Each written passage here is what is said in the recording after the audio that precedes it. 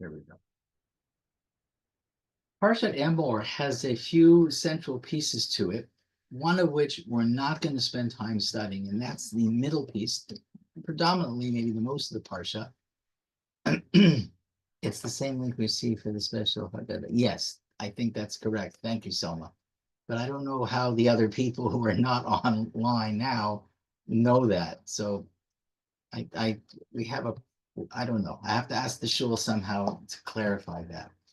Okay, so the part that's in the central part of the Parsha is all of the ritual service that the Kohen Gadol needs to do on Yom Kippur. So I decided not to spend time on that, maybe to do that as we get closer to the Yamim Noraim, although it won't be the Parshat HaShavua, but it certainly will be topical. And some insights there might be meaningful and relevant as we approach the Yamim Noraim. But there's so much other Torah in the Parsha that I think is worth studying. And I have a lot of stuff prepared. I hope we get through most of it. So we're going to begin. And again, if you want to use your Chumash, you're certainly welcome to. It's not required in terms of following. So we are on Parsha Emor. If you're using a Chumash, if you're following, it's Perek, excuse me, Chaf Aleph, right at the beginning of the Perek. So I just want to spend a couple of minutes on the first pasuk. Vayomer Shem Moshe, Hashem said to Moshe, Emor el hakohanim b'nei Haron v'amarta alehem, lenefesh lo yitama be'amal. Say to the Kohanim, the sons of Aaron, and tell them, each of you shall not, the English here says, contaminate himself. I think a better word may be make yourselves impure to a dead person amongst his people. So applying what by now we understand is a traditional rabbinical lens of understanding and analyzing the psukim, the rabbis notice that there seems to be a redundancy in the pasuk, a word, phrase that's not necessary. So Hashem is speaking to Moshe, Vayomer Hashem el Moshe, okay, that's clear. Emor lakohanim b'nei Aaron, which means say to the Kohanim, the sons of Aaron, v'amarta alehem, and tell them. Now, I'm using the Stone translation interpretation, and they chose to translate Emor as say to the Kohanim, and ve'amarta as tell the Kohanim. But it's the same shorish, it's the same root, aleph mem resh. So it would not be inappropriate, it would not be wrong if we were to read it a little bit differently. Say to the Kohanim, the sons of Aaron, and say to them. So when you say it that way, say to the Kohanim and say to them, you can see right away what the problem is. It's repetitive. You're saying say to the Kohanim. Well, that's what you're supposed to do. Tell them. So once you establish at the very beginning, say to the Kohanim, I know what they have to do. And yet the Torah says, and say to them. So that repetition, that redundancy right away is a red flag for all of the Chachamim, the Parshanim who studied the Torah. A Rashi amongst them, and Rashi says, well, if it says Emor and Amarta, if there's two verbs that are talking about the obligation to say, likely then there are two sort of separate or parallel sayings or information dispensing that has to be done. That's why we have two verbs, one and two. So Rashi says, well, Emor v'amarta, so we right away identifies what the problem is. I'm quoting from Rashi, Emor v'amarta, say and say. And what does that mean? Lahazhir gedolim al haktanim. And Rashi here quotes a statement from the Gemara Masechet Yevamot. One more time. Emor v'amarta, the reason that the Torah uses the double language is lahazhir gedolim al ktanim. Literally, to warn. Gedolim, the Gedolim usually is a term, well, in certain halakhic contexts, it means those who are above a certain age, the older ones, the bigger ones, to warn the bigger ones on or about the Ktanim. In other words, what Rashi is saying, what the Gemara is saying, what Rashi is quoting, is that the reason that the Torah says Amor v'amarta is because the Torah wants to say the following. It wants the adult Kohanim to make sure to warn the younger Kohanim about the content of this first section. Make sure that the younger Kohanim understand. And if we were to read all the psukim, I think it would be appropriate to say that the first part of Parsha Emor deals with the idea of purity for the Kohanim, what things they cannot do. In this case, it's when somebody in their family passes away. They need to maintain a certain posture of tahara. And even though the rest of us, non-Kohanim, would know when there's a shiva or when somebody goes, how we deal with it, there are certain sets of laws that apply to the Kohanim, which, by the way, the Gemara says some of those rules actually apply to everybody else in the Jewish community. So the rules of how to grieve that are focused and localized at the beginning of Parshat Emor with the Kohanim of the Jewish people later become the source of teaching for the entire Jewish people. But let's go back again to the textual difficulty. Emor Amarta, Rashi says, do you know why the double language? Because there's two parallel instructions. There's the instructions to the Gedolim that they need to be careful, and then the Amarta, the Gedolim need to warn and make sure that the Ktanim understand. I just want to unpack with you and just reflect for a couple of minutes. What is it that the Gemara is saying here? Because sometimes we can just bypass it and miss an idea which I think has some significance. So on the surface, what it's basically saying is, yes, there's sort of an educational requirement that older Kohanim are responsible to teach younger Kohanim how to act as Kohanim. It's true. And I don't know if anybody who's listening is a Kohen, but sometimes when you go to shul, it's very inspiring to see older Kohanim going up for Birkat Kohanim, followed by their children or grandchildren, the young grandchildren, that the older ones are bringing the younger ones to instruct them on how to actually do Birkat Kohanim. Now, it's true in this particular section, it's not Birkat Kohanim, which is the topic. The topic is instructing a younger generation of Kohanim how to conduct themselves as Kohanim. I'm just going to read everybody. Sorry. So the purpose here is to instruct the older generation on how to teach the younger generation.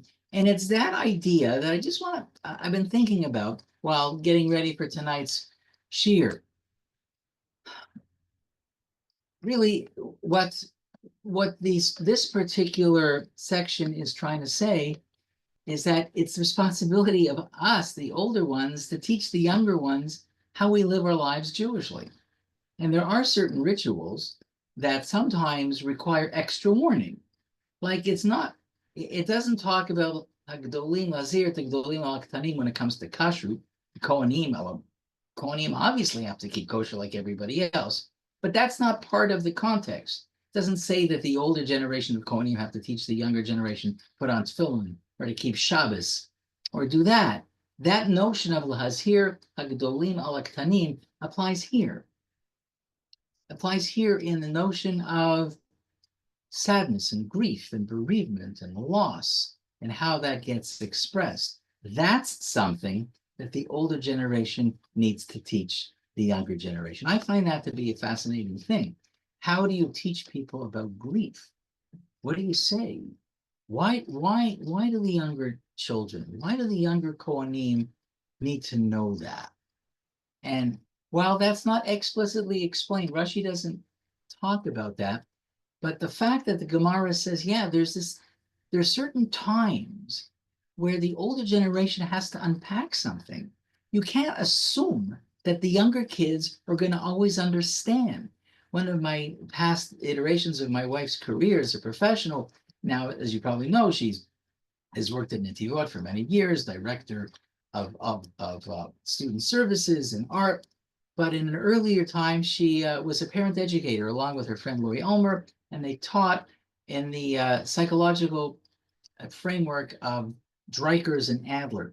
But one of the things that I remember that she taught and has taught me is that children are amazing observers. I don't know if you notice that with your children or being around children. They see and they hear everything. Just when you think they're not paying attention, and that's why you can say something or do something that you think they're not looking at, they're looking at it. And only later on when they make a comment, do you know, You've noticed, you paid attention, they see everything, but, and this is a big point, is they're very poor interpreters. They observe well, but they interpret poorly.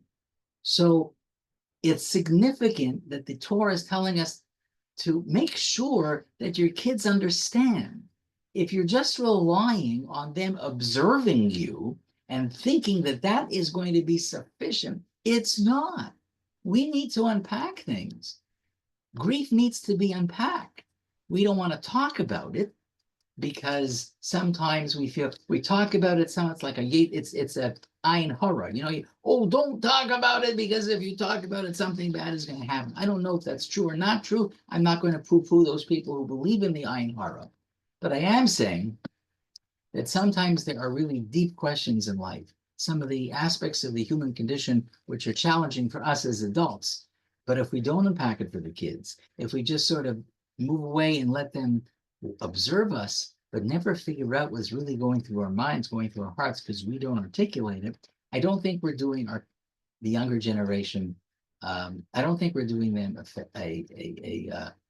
favor. I don't think we're educating them properly. So I think that this first Rashi, Lahazhir Gedolim Al Ktanim, just leads us into a thought pattern which I think is interesting. And I know I've said this before, but I think it's a beautiful idea, which is very different than what I just talked about, but the same words. I'm not changing any words. Lahazhir Gedolim Al Ktanim, Emor El Kohanim B'nei Aaron Ve'amarta Alehem.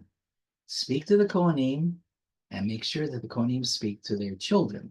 Emor Ve'amarta. So Rashi said, Lahazhir Gedolim Al Ktanim. So Lahazhir means to warn, but it doesn't only mean to warn. One of the greatest works of Kabbalistic literature written, as you know, is called the Zohar. But it's the same root word as Lahazhir. What does Zohar mean? Zohar means brightness, illumination.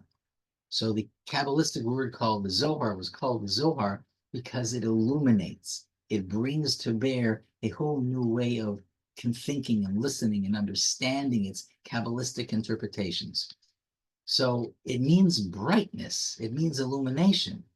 And so if we take that interpretation and insert it into Rashi's explanation, listen to how it just changes the whole meaning of this little verse that the Gemara mentions. The first meaning was warn them, make sure you warn them, don't do, educate them. Or it means Lahazhir, illuminate them, meaning you are Kohanim. You are the ones who are closest to the Beit HaMikdash. You're the ones who get closest to all this ritual. What are you going to do? How are you going to teach it to them? Are you going to teach it to them as being bogged down in all these observances? Are you going to teach them, oh my gosh, we got to go do another korban. There's all these regulations. Oh boy, we're going to be late. It's going to take a while. Or are you going to take a completely different approach? You're going to make it bright. You're going to illuminate it. You're going to make it attractive. Lahazhir, brighten this up. You, the adults, brighten it for the kids. Make it attractive. Make it exciting. Making it something that they want to connect to. They want to cleave to. They want a little piece of this too because they see just how much it brightens, illuminates, enlightens your life. And they want part of that because kids love emulating. Kids love modeling. Kids want to do what they see the grown-ups doing. So how you present this to your children of the next generation is critical. Lahazhir Gedolim Al Ktanim. Make it a Zohar. Make it bright. Make it attractive. Don't make it perfunctory.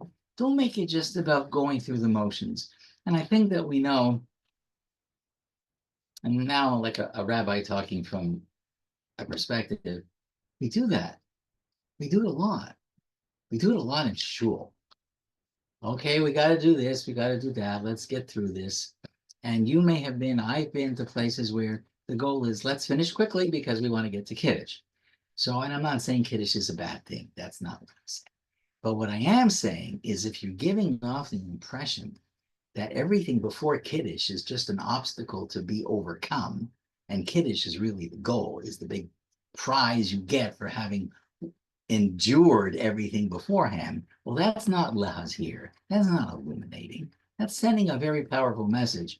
Boy, oh boy, I had to go through this when I was a little kid, so you have to go through it too. My gosh, like that's not what this is about. This is about the opposite. So two very different approaches. Lahasir, to warn, and I thought about the necessity of unpacking, making sure our kids understand, and then illuminating, making it bright, exciting, and something that is attractive. Okay, that's Dvar Torah number 1.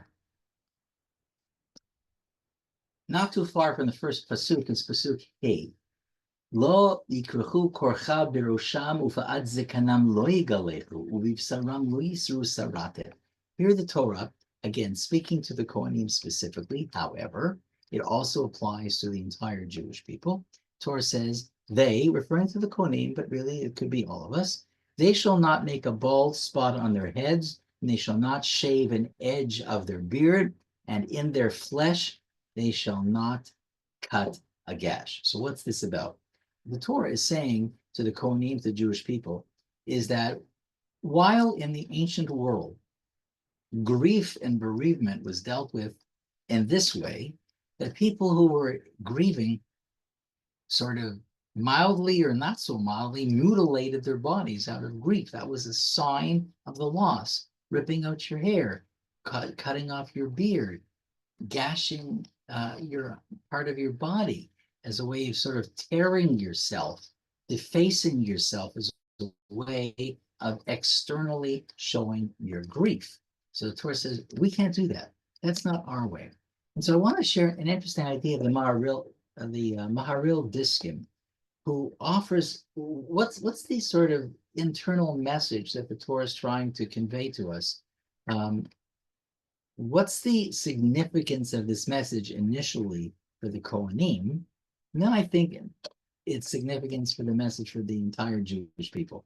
So in many cultures, in the religious officials, so for us, Kohanim, but in other cultures, whatever group or caste status there was for priests, in many cultures, the religious officials wore their titles externally.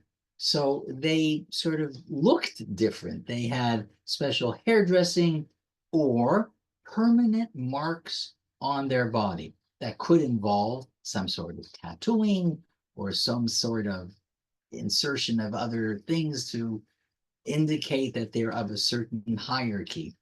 So this would point out, this would distinguish how they are elevated and separated from the regular lay people and the regular members of society. So these external symbols, were necessary because I guess internally they were just like everybody else. So the externalities that they bore and they carried with them were signs of how they're different. And this is exactly the opposite of the Jewish way of thinking, says the Maharal Diskim. Here, the Torah calls upon the Kohanim to establish their stature as Kohanim. How? Not externally, but internally, rather than externally. So, following the psukim, which forbids the Kohanim from shaving their heads, like, you shall be holy to your God and not profane the name of their God, for they offer Hashem's offerings by fire, the food for their God, and so must be holy. So in other words, the Kedusha, the sanctity of the Kohanim, emerges not from what they're wearing, but from having been chosen to officiate in first the Mishkan, later in the Beit HaMikdash. They therefore become internally holy, internally kadosh. They don't resort to artificial modes of distinction, but rather they develop within themselves the spiritual distinction, which earns them the title of Kohanim. So the Maharal Diskin says what the Torah is trying to say is you become kadosh on the inside. You don't become kadosh because you put on whatever that you put on. Our kedusha resides within. And so the Torah says to the Kohanim, you're not allowed, you don't need to do this external stuff. Other cultures demonstrate things externally. That's not the Jewish way. We don't do it that way. Okay, I want to, let me see, I think I'm going to skip this. Okay, I may come back to that. I've often recommended Rabbi Jonathan Sacks's book, Judaism's Life-Changing Ideas. I don't know if you've had a chance to pick it up. I really do. I really, really strongly recommend that you pick this up. And in Parsha Emor, he says something which I'm going to also address through a different lens with a different person's writings. But his little essay on Parsha Emor, I really think is significant. Now, one of the things about Parsha Emor we haven't reached yet is Perikav Gimel. Perikav Gimel is chapter 23. So I'm going to skip. I told you skipping out the middle section. So if we turn to chapter 23 is called Parshat HaMoedah, which means chapter 23 deals entirely with the calendar cycle of the year, Shabbos, and then all the holidays. And it's a critical source from which the Gemara and the Poskim learn a lot of the halachot that you and I know that we observe in the normal affairs in which we keep all the Yom Tovim. Shabbos, well, Shabbos is a little bit different, but Pesach, Shavuot, Rosh Hashanah, Yom Kippur, Sukkot, Shmini Atzeret, all of that's mentioned in Perek Tav Gimel. And what Rabbi Sacks wants us to consider is not each verse, but take a 30,000 feet sort of perspective, just jump up a little higher to take a look at the whole section. And what lessons is the Torah trying to teach us, not from each section, not just about Rosh Hashanah and Yom Kippur and Sukkot or whatever, what's the Torah trying to teach us on the very fact that we have this whole chapter which provides us with this overview of the Chagim. And he says something, I think his writing, I think he's brilliant, I think his writing is very captivating.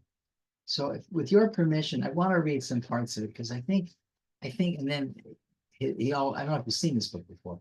It's not a long read.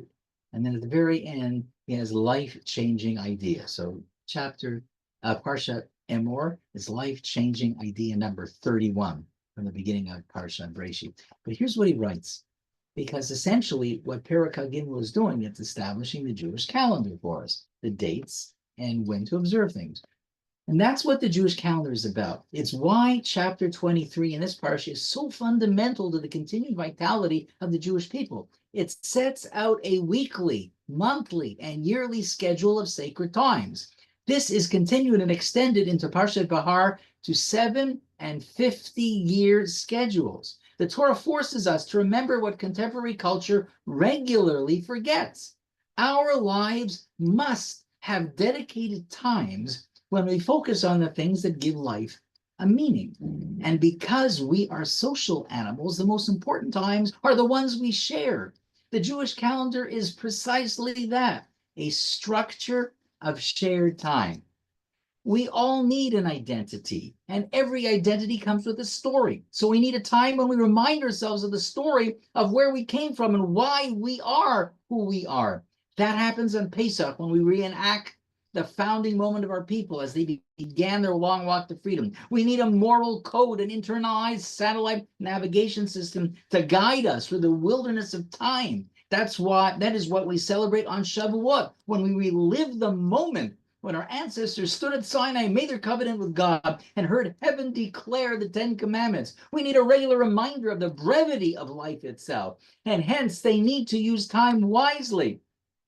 And that is what we do on Rosh Hashanah as we stand before God in judgment and pray to be written in the book of life. We need a time when we confront our faults, apologize for the wrong we've done, make amends, resolve to change, and ask for forgiveness. That's the work of Yom Kippur. We need to remind ourselves that we are on a journey, that we are strangers and sojourners on earth, and that where we live is only a temporary dwelling. And that's what we experience on Sukkot. And we need from time to time to step back from the ceaseless pressures of work and find the rest in which we can celebrate our blessings, renew our relationships, and recover the full vigor of body and mind. That is Shabbat. I love what he writes. Then I'm going to skip a little bit.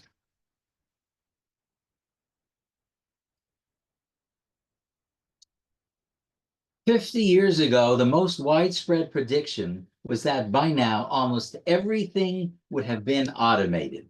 The work week would be down to 20 hours, and our biggest problem would be what to do with all our leisure. Instead, most people today find themselves working harder than ever with less and less time to pursue the things that make life meaningful.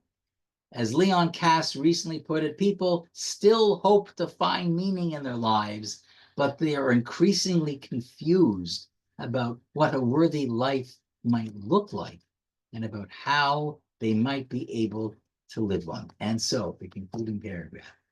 Hence, the life-changing magic of the Jewish calendar. Philosophy seeks timeless truths. Judaism, by contrast, takes truths and translates them into time in the form of sacred shared moments when we experience the great truths by living them. So whatever you want to achieve, write it in the diary or it will not happen. And live by the Jewish calendar if you want to experience, not just occasionally think about, the things that give life meaning. And so, what's his life-changing idea number 31? Do not rely exclusively on to-do lists. Use a diary and live by the Jewish calendar to experience the things that give life a meaning. What an interesting idea about Perikav Gimel.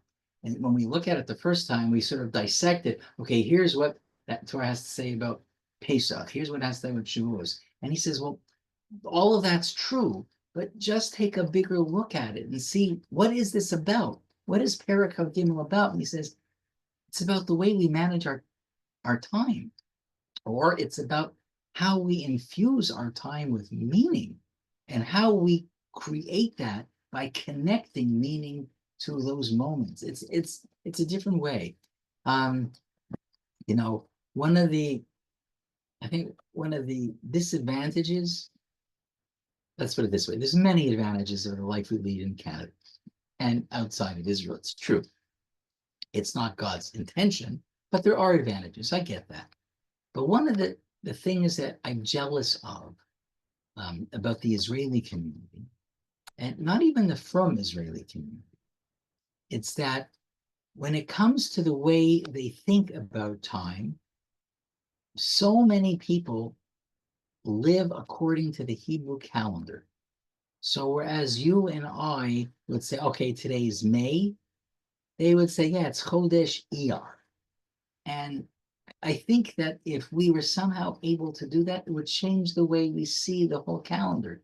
We would integrate into our colloquial language an awareness that we're missing. And we somehow have to struggle more. We got to struggle to bring it back. And I think that's what this parak is about. I think that's ultimately what Rabbi Sachs is trying to say, is that struggle exists, especially outside of Israel, maybe less so in Israel, but it's still there. It's the idea of how you connect to and relate to, interact with the notion of the passing of time and the calendar and how we connect to it. And so I just thought that his writing was worth considering, because at the end of the day, all of us are on some sort of schedule, right? You know, we mark time in different ways, and many of them are artificially told to us by cultural markers that we need to be aware of because we live where we live in a time such as now. But the Torah wants us to also, as Jews, have a sort of parallel calendar, and sometimes we struggle a little to see how that fits. Well, for example, I make a joke about this, and you can, like, it's summer. It's certainly going to be the summer.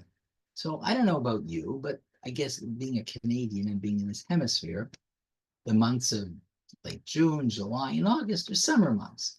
And they're associated with what? They're so like it's fun. It's great. It's vacation for some people. For some people, it's cottage. It's being in your backyard. It's enjoying walks in the sunlight and the tree. Beautiful. There's nothing wrong with that. absolutely nothing wrong with that. We should enjoy the beautiful world, the natural world in which we live. Totally fine. But the summer also brings with it, the 3 weeks in Tisha B'Av. That's a whole different thing, isn't it? Like, wow, the Jewish calendar asks us in the middle of this beautiful time, it asks us to take a step back and to consider the notion of national and historic loss.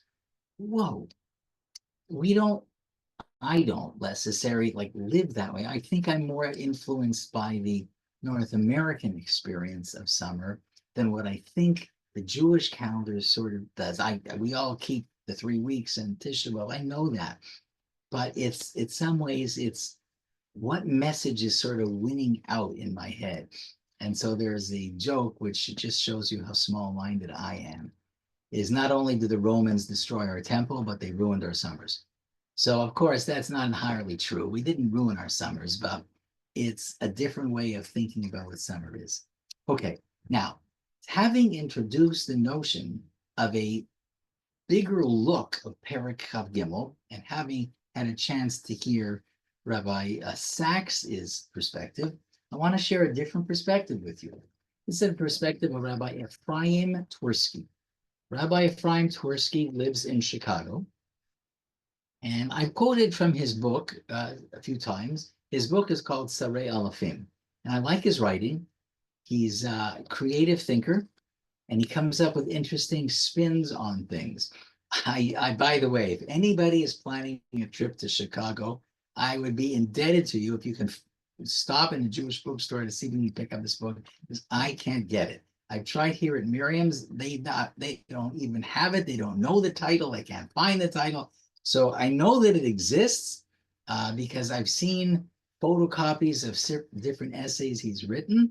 But if anybody is going to Chicago, thank you if you could spend a couple minutes trying to locate this book for me. In any event, so what Rabbi Twersky has done is he too has taken a look at the Jewish calendar, and he's focused primarily on the Shalosh Regalim, Pesach, Shavuot, and Sukkot, which appear prominently in Perek of Gimel. How can you talk about the Jewish calendar without talking about Shalosh Regalim? So he begins his essay by stating the following. There are 3 types of human condition tests, maybe existential tests, that a person experiences throughout the course of his or her life. 3. The first type of existential crisis or human condition crisis are those tests which come upon us, which tests us in a more physical sense. Health. Health is so important to us, but as you all know, at different times of our lives, we have different challenges. Some are minor, and Baruch Hashem, we say, okay, I wasn't feeling well, but I'm better now. And some are not minor. And some are deeply, deeply challenging for the person's family, and all the sort of connected challenges that come when chas v'shalom a person becomes ill. And this is a test. This is a test for a person's faith. This is a test for a person's bitachon. This is a test for what sort of simchat chayim, joy of life, a person has. It's difficult to continue when you're dealing with this test, which overcomes your physical well-being for you and the whole family unit. So that's test number 1. Test number 2, says Rabbi Twersky, it's not physical, but these are the tests, these are the challenges, these are the nisyonot that come to a person in a monetary way. Not physical in the sense of body, but hey, wow, how many economic challenges do we go through in our lives? We're afraid. We're afraid of losing it. We're afraid we don't have enough. We're afraid, what if it costs too much? We're afraid that what's going to happen to us. We're afraid that something will happen and we don't have the resources to do what we need to do. We're afraid that we don't have enough to move into the type of apartment we need to. We're afraid that I can't pay the bills. The fear, the anxiety, the uncertainty that surrounds our economic well-being is really real, and it affects us in a perceptible way, and a way that just doesn't only hurt us, it hurts again everybody in our sphere, everybody in our circle. And just like the first one, it also affects our emunah and our bitachon and our ability to enjoy life, to experience simchat chayim, um, because because we have financial hardship, poverty. Poverty's hard. What's the third one? The third type of challenge, according to Rabbi Twersky, is a challenge which affects our spiritual well-being, our neshama well-being. So there are so many things that gnaw at us, so many sort of parts of life that are Yetzer Hara parts that sort of affect us, um, and try to take us further away from our relationship to Hashem, from our connection to Torah. We live in such a antithetical cultural environment to the foundational ideas of Torah. And not only is it antithetical, but the overwhelming power of modern media and social media to spread the anti-Torah perspective just makes that struggle so much harder. How many boys and girls, men and women, have sort of fallen and got overwhelmed by this tidal wave of cultural zeitgeist, which is not Torah consistent, and don't know how to get out of it, cause doubts, cause questions, and God forbid, it causes people to sort of leave the fold. And hopefully at the end, I want to talk a little bit about that last idea. So we have three different sorts of existential challenges, says Rabbi Twersky, that people have to deal with. And so cleverly, he says that the Shalosh Regalim are the antidote for each of those three, and that they're sort of like a pairing. So these Moadim, these holidays which Hashem gave us, he gave us to strengthen ourselves. But it's not intended to strengthen ourselves just during those holidays. It's the power of those holidays that strengthen us throughout the year as some of these challenges come up. It's the power of the parallel holiday that can get us through it. So just going back and seeing what the connection is. So the first one, as you remember, was the physical challenges. Well, as slaves in Egypt, our physical well-being was definitely challenged. The drowning of babies, hard work.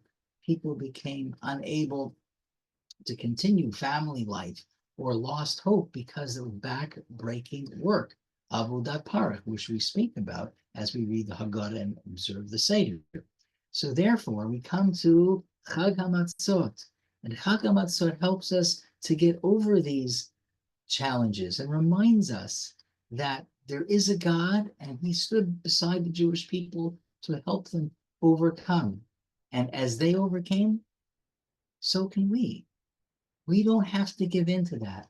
We may be struggling now, but we won't be struggling forever. So we have a hope, we have bitachon, we have emunah that we can overcome. And what is Shavuot about? Well, Shavuot obviously commemorates the giving of the Torah, which represents, as Twersky, the ability of everybody amongst the Jewish people to accept the Torah anew each day, each year. We get strength from the fact that Shavuot allows us to begin or to renew our relationship. Yes, it's true. God gave the Torah at one moment in history. Yes, but if you think about it, we relive that, not historically around Mount Sinai, but the same notion of a person wondering, can I accept upon myself the Torah? What will I have the strength? Do I have the emunah? Well, that was going through the minds of the Jewish people. And they did, and we can too. We possess hayecholet biyadenu lashuv v'lekabel al atzmenu et haTorah mechadash tamid. We have the ability within our grasp to return and accept the Torah upon ourselves anew and always. So that's what Shavuot represents, the renewal of our connection. So what is Sukkot? Sukkot, says Rabbi Tursky, reminds us that God helps us. God is there. That's what Sukkot represents, God's protection as the Jews traveled through the desert for 40 years. It's a representation of God's supervision, God's love, God's chesed, his holding out for the Jewish people to make sure that they're okay. And that makes it easier for us to overcome the questions that have to do with money. And therefore, the Torah, therefore, Metzaveh otanu Hashem shenetzeh mehanochiyut shel batenu. Hashem asks us to leave the comfort of our homes and go into the sukkah, dirat arai, a temporary dwelling, the hutz, and it is, as it were, the shade of faith. It's a construct of faith to study, to think, litbunein ulitchazek b'emunah v'bitachon. And it's a 7-day period that gives us the opportunity to think about that, to think about our faith, to think about the questions and search for the answers. So Rabbi Tursky says that the things that represent our lives as thoughtful, hopefully sensitive Jews, that's what the holidays are for. They're not just commemorative constructs that talk about a moment in time. And now that I've commemorated Pesach, Pesach is gone. Shavuot is gone. Sukkot is gone. He says, no, that's not the idea. The idea was that Hashem gave us these holidays so we would be strengthened by them each year. So when a challenge comes to us, it's a spiritual challenge, that's a Shavuot challenge. And that Shavuot message should be giving us some strength. And if there's a challenge, it's physical. Infirmities that come upon us, well, that's a Pesach challenge. Although we would normally associate that. He says, well, maybe that's what we need to think about. Otherwise, how do you find the relevance of the Shalosh Regalim beyond their historical cycle? So the idea that, as Rabbi Sachs was saying, oh, here's the messaging of the calendar, Rabbi Tursky is saying more specifically, I agree that there's a message of this calendar, but he wanted to go a little bit deeper and say that each of the Shalosh Regalim, excuse me, have a message that pertains to the type of existential crises that we experience. Okay, I see I have about 15 minutes left, and I want to share with you, I'm not going to say it's controversial, but I think it's something that we need to think about a little bit. And I mentioned this a little bit a second ago, but I want to go into it a little bit more deeply. The end of the Parsha, the very, very end of the Parsha, past Perek Gimel. There's a story that the Parsha ends with. What's the story? So, 1 second, I just want to find my notes on this. Sorry, everybody.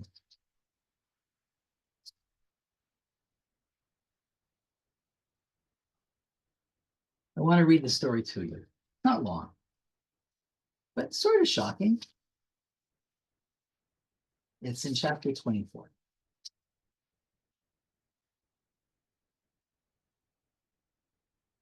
Here it is. Perek Dalet Pasuk Yud. Vayetze ben isha Yisraelit, v'hu ben ish Mitzri, b'toch b'nei Yisrael, vayinatzu b'machaneh ben ha-Yisraelit v'ish ha-Yisraelit. The son of an Israelite woman went out, and he was the son of an Egyptian man among the children of Israel. They fought in the camp, the son of the Israelite woman and an Israelite man. Vayikov ben ha-isha ha-Yisraelit et Hashem vayikaleo vayaviu oto el Moshe v'shem imo Shlomit bat divri lamatei dan. The son of the Israelite woman pronounced the name, meaning he blasphemed the name of God and blasphemed it. So they brought him to Moshe. The name of his mother was Shlomit, daughter of Dan, the daughter of Divri, of the house of the tribe of Dan. They placed him under guard to clarify for themselves through Hashem. So you have somebody who got into an argument You have a man whose mother was a Jew, Ben Isha Yisraeli. His mom was a Jew, who Ben Ish Mitzri, but his father wasn't. His father was an Egyptian.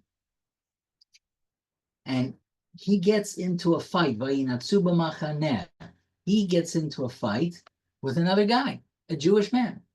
And part of that fight, the man who's the son of a Jewish woman and an Egyptian man gets so upset, he starts blaspheming God's name, which, as you remember, is it's clearly a prohibition. And nobody knew what to do. They were shocked. And so they went to Moshe for a final ruling. And the ruling was he had to be put to death. Okay. So I just want to talk about this story. The context of the story, as I said, is a man who ended up blaspheming.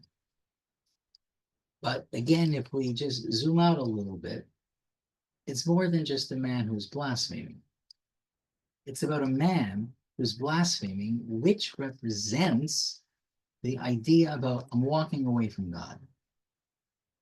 I don't have a problem blaspheming. I'm walking away from God. Now, you have to remember when this happened. This happened in the desert. This happened in a community in which there's a lot of miracles going on a regular basis. This happened in a place where the Mishkan is around. And so this person, who is unnamed, just we know his yichus, walks away from God. Excuse me. He gets so angry. And he says, I'm done with this. I'm done with this Jewish thing.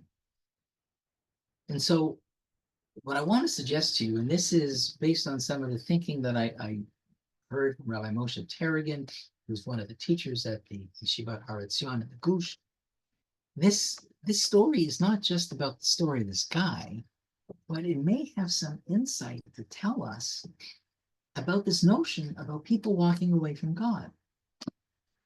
Because people do that. We all know stories about that. We may even be people in our family who've said that. I'm walking away. I don't want this anymore. I'm not embracing this. I'm upset with it. So Rabbi Terrigan suggests, if we look again at the story between what our Chachamim say and the verses themselves, we may have 4 insights, 4 observations, perhaps, about walking away from God. And not in the purpose of holding anybody accountable and not for blaming anybody, but just for understanding this phenomenon. And we do live in a time where there are people walking away, certainly in North America and even in Israel. There's sort of like, there's an Israeli term for this and there's a North American term for this. The North American term for this, maybe you know, the initials are OTD, which stands for off the derech. So people who once were more engaged, more observant, more quote unquote religious, and now they've changed their path. They are off the path. They're no longer walking the walk. In Israel, they don't call it that. They call it choser b'she'ela. Everybody's heard of choser b'tshuva, a person who's repenting.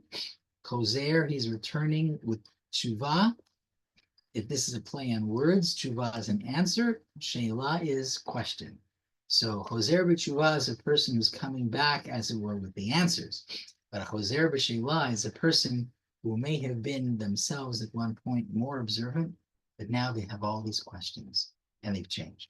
So Rabbi Terrigan suggests this story may have so much more to say to us about this notion of leaving than just a historical document about what happened to this one guy. So first of all, what were they fighting about? What happened here? So the Rashi quotes the Gemara, and he quotes the opinion amongst others, but one of the opinions he quotes is Rabbi Brechia. And Rabbi Brechia says, like, when the Torah starts the story by saying Vayetze, what does Vayetze mean? He went out. So he went out where? Like from where to where? So Rabbi Brechia says Vayetze is sort of a weird word to start talking about this conflict. It must have a deeper meaning. And he says, yes, he left.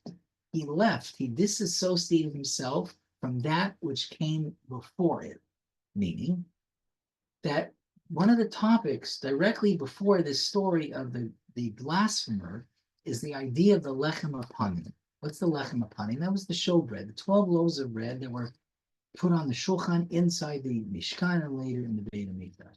Rabbi Rechia says this guy was confused by and upset by the way in which this whole thing worked. Like you take the greatest, I don't know what the word, power in the universe, God, and you bake 12 loaves of bread and you present it to God and you leave it there for a week. And that's what it was. You left it there for a week. And Rabbi Berechia seems to be suggesting that this man could not understand. This didn't make sense to him. It didn't make sense. If you love God so much, why wouldn't you work harder to make a loaf of bread, 12 loaves every single day? I love God. Wouldn't you do that for your own family? Wouldn't you cook fresh food? Of course you would. So for your own family, why not for God? He couldn't comprehend. He couldn't integrate this question. And maybe there are those people who walk away like this guy did because things are paradoxical. Things just don't make sense. It doesn't make sense. Why are you doing something? Why the mechanical performance? We talked about that earlier.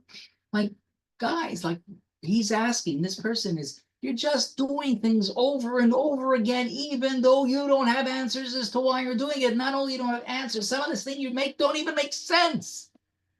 Some things we do, we don't know why, but they make sense, or they're not antithetical, they're not paradoxical. But this, he said, was. It seems like it's meaningless. It's performative only. It's missing soul. It's missing relevance.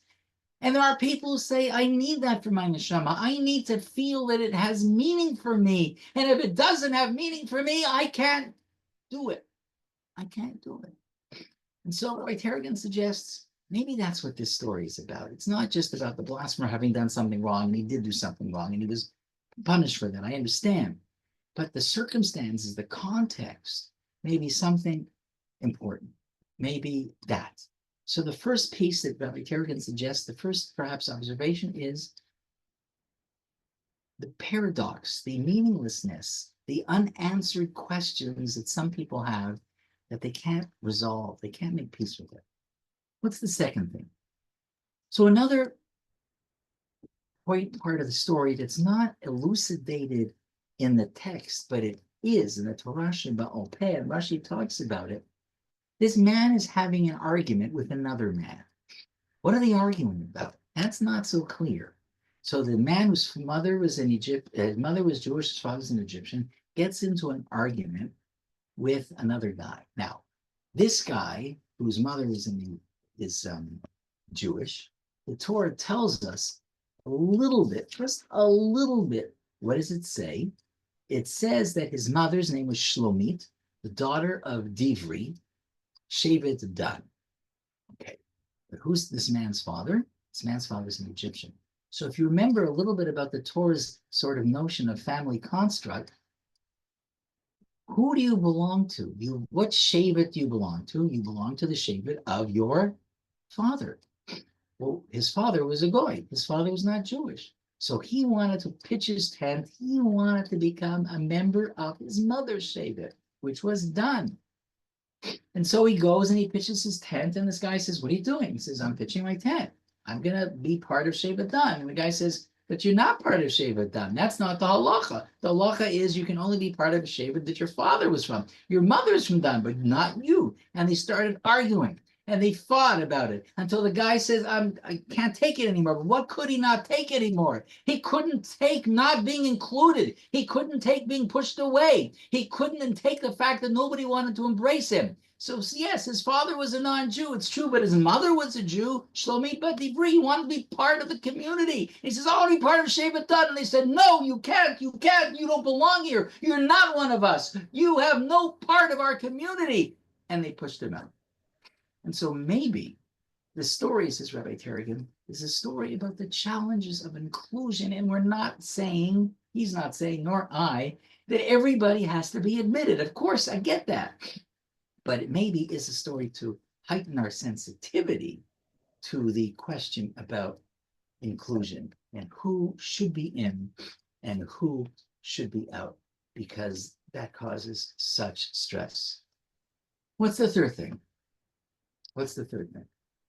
So Torah doesn't talk in this section so much explicitly about the man's father. We know his mother is Shlomit Bat Dibri, and his father, well, his father was a Mitzri, an Egyptian. Do you know what the Torah Shebaal Peh tells us? It's true. His father was an Egyptian, but his father was the Egyptian that Moshe killed. So what does that do?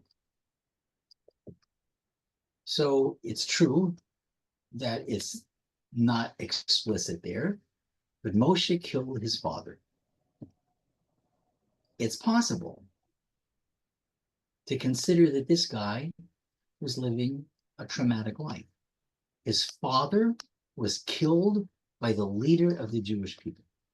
Can you imagine the trauma? Can you imagine the questions? Can you imagine the internal conflict that this man had? And how old was he when his father was murdered by Moshe? Well, obviously, this happened a while ago.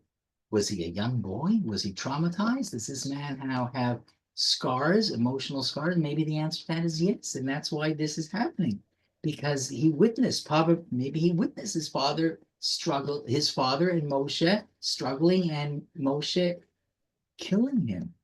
And so what does he do? Takes out his frustration on God. Not an uncommon response. How many people through the course of history have had to suffer and thought that their suffering was brought to them, as it probably was, by the hand of God? And they argue with God. They're angry with God. They can't take it. They leave God. They said, if this is what you do to me and my family, I don't want anything to do with you. Goodbye. Good riddance. And that's what this guy did. He left. He cursed God. He left. He did it, of course, in this very tight-knit community, and he paid the price. But essentially, says Rabbi Tergan, that's what the message was. And it's possible to understand what he was doing in the context of his family history. This young person or old person was the person at the time of his father's death. Actually, which death may be the wrong word. His father being killed may have just resided in his heart for so many years with unanswered questions, and it just boom, exploded at this incident. And that's number three.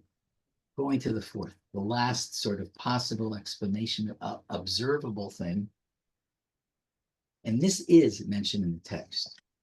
Who's his father? And who's his mother? Well, his mother is Shlomit Bat Dibri, of Shevet Dan, and his father's an Egyptian. Rabbi Tergan says, so in other words, this is like a mixed marriage. It was. It was. It was a Jewish woman and an Egyptian man. And how many young men and women grow up in a home where there is these mixed messages, either because of intermarriage or because of two people, the mother and the father, who represent just two very different views of life. And so how does a kid grow up? How do they make sense of the world? Some manage it and some don't. Some figure it out, but some can't. And some don't know what their place is. They don't know to turn to the culture that their mother represented or turn to the culture that the father represented. To keep Shabbos like one parent or not to keep Shabbos like the other parent. To be part of a community like one parent or to reject the community like the other parent. And that just becomes this sort of swirling confusion that can overwhelm a person. And because of the confusion, because they're not grounded, because they don't have an identity, because they don't know who they should identify with, they end up sort of not able to make peace with themselves or the rest of the community. And they end up alienating themselves, from their families, perhaps, ultimately from the community, and then from God. And says Rabbi Tergan, maybe that's what this story is about. 4 potential lessons that we should be thinking about, not rendering halachic opinion, which one is right, which one is wrong, but life is complicated. We don't know the stories that everybody is dealing with. We don't know if the person simply sort of is struggling with questions about our religion, and there's a lot of questions, and can't figure out the answers, and doesn't know who to turn to, and nobody wants to give them the time of day, and they've had these recurring questions over, and they can't take it anymore. And so they leave, they walk away. Or whether it's because nobody wants to include them. They just don't fit the type, right? You know, who are they? You can't be part of this. You can't be part of us. You're just too different from us. Come on, not us, not here. Maybe somewhere, but not with us. Or maybe it's trauma of some sort, and the trauma is just too difficult to handle. Or maybe it's just the fact that some families are structures that are confusing. And we talked a little bit about that, Lahazir Gdolim al Haktamim, and how it's important for us to understand how we need to nurture and cultivate and nourish our children so that not only do they feel whole, but at some point in their life, they can be a source of light to other people, their own families, and the rest of the community. So I'm glad that you joined me tonight for the shiur. I hope you enjoyed this last piece. When I sort of heard that for the first time, I said, wow, what an interesting take on a story that I had never considered. So thank you again. A reminder that next Tuesday, I will not have a class. Rochelle and Ileana and I are participating in H Living Legacy trip to Poland. So I am not going to be giving a shiur somewhere in Poland, sorry. But Mirz Hashem, we will return the week after that. So feel free to unmute yourselves. I'm happy to hear some of your thoughts about what you heard tonight. Let me know what you think. Oh, we're gonna do this again, everybody. Oh my gosh, here we go. Oh boy, this is it's like too tough with you guys. Rabbi, Yes. For those 4 reasons you gave, yeah, especially the last one, yeah. why was the penalty death? So that's a specific halakhic question, Charlie, that God is the creator. He gave all of us life. And if you're going to turn and bite the hand that feeds you, be prepared. That's the ultimate gesture of the opposite of hakarat hatov. That it's unacceptable. And so yes, it seems harsh, but there are harsh punishments Torah establishes for certain things, which God says these are big ones. These are serious infractions, and through these we understand some of the limits. And this man was not able to contain himself for whatever reason. So that's why. Well, you know that the Torah allows for capital punishment, and while this person, in fact, did suffer, he was killed. Even though the Torah allows it as a system and part of the judicial system, the Gemara tells us, Masechet Sanhedrin and elsewhere, that it really was not implemented in the Jewish community in Israel. And if the Beit Din killed somebody one time in 70 years, the court was considered to be a murderous court, unable really to properly defend somebody. So capital punishment exists on books, but in some ways was eliminated in practice. Thank you for that question. Okay.